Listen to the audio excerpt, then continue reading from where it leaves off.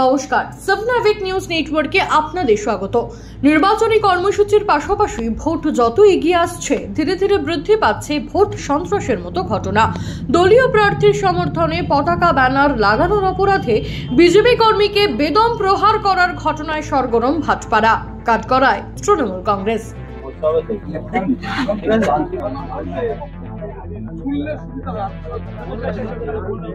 अरे जो करता है उसे करने दो ना।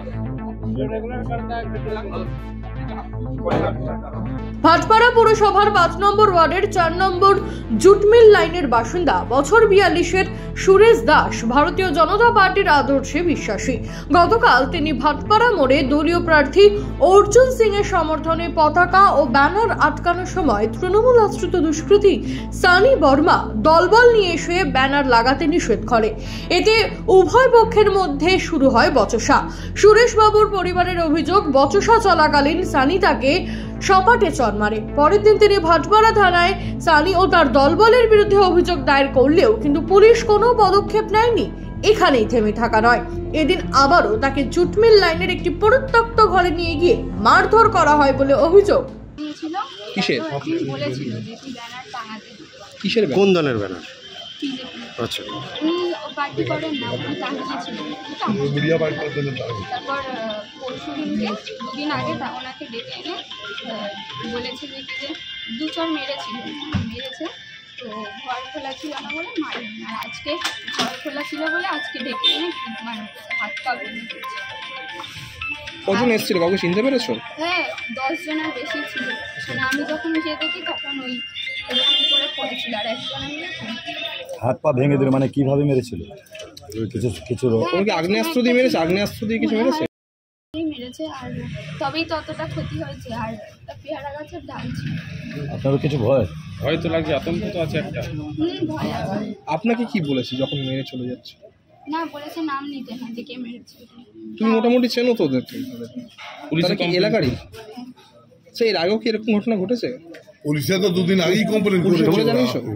পুলিশে জানিয়েছো? পুলিশকে আমার বাবা গিয়ে কমপ্লেন করেছে। ওই কাগজটা আছে। কেউ কি অ্যারেস্ট করেনি এখন? আক্রান্ত দলীয় কর্মীকে দেখতে হাসপাতালে যান ভাটপাড়ার বিধায়ক পবন কুমার সিং। ঘটনা প্রসঙ্গে পুলিশের ভূমিকা নিয়ে ক্ষোভ উগরে দিয়েছেন বিজেপি প্রার্থী অর্জুন সিং। কি বললেন তিনি, শুনবো। পুলিশের মদতে ওখানে জুয়া চালায় সানি বর্মা। পুলিশ এই খেলাটা খেলছে। আমি পুলিশকে বারবার বলছি এই খেলাটা বন্ধ করুন। এই খেলা যদি বন্ধ না করেন, যখন তার পাল্টা জবাব হবে তখন কিন্তু আটকাতে পারবেন না। আপনাদের এটা বসের রোগ না। এই জন্য বারবার বলছি পুলিশকে কন্ট্রোল করুন, নিরপেক্ষভাবে থাকুন। নিরপেক্ষভাবে না থাকলে কিন্তু আপনি ভাটপাড়াকে, যদি ভাটপাড়া একবার আগুন ধরে না, তাহলে ভাটপাড়াকে সামলানো খুব কঠিন হয়। তৃণমূলের অভিযোগ যে 2 দিন আগেও ব্যানার লাগাচ্ছিল, তাকে চড় থাপ্পড় মেরেছিল, কমপ্লেন হয়েছিল। তৃণমূলের একটা সমস্যা কি হয়েছে, মা বোনদের আর ইজ্জত বলে তৃণমূল কাছে নেই। প্রত্যেকটা ব্যাপারে মা বোনদেরকে এগিয়ে দিচ্ছে। প্রত্যেকটা ঘটনায় মা বোনদেরকে পিঠে খাওয়ার জন্য ডাকতে হচ্ছে। 500 টাকা দিয়ে মা বোনদের ইজ্জত কিনে নিয়েছে তৃণমূল কংগ্রেস। এই জন্য প্রত্যেকটা ঘটনার সঙ্গে মা বোনদেরকে জড়িয়ে দিচ্ছে। অ্যাবসলিউট ক্রিমিনাল আছে, 2 বার NDPS খেয়েছে, কয়েকটা মার্ডার করেছে, আর পুলিশ বলছে কি ও মহিলা ঘটিত কোনো সমস্যা আছে। এর লজ্জা হওয়া উচিত পশ্চিমবাংলা সরকারকে আর পুলিশকে।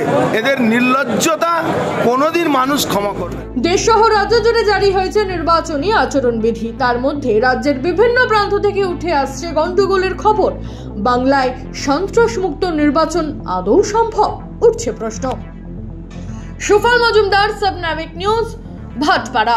সমস্ত খবরের আপডেট পেতে লাইক করে সাবস্ক্রাইব করুন সাবনাভিক নিউজ। সেই সঙ্গে বেল বাটন প্রেস করতে ভুলবেন না। আপনাদের একটা সাবস্ক্রিপশন আমাদের জন্য অত্যন্ত মূল্যবান। জয় হিন্দ।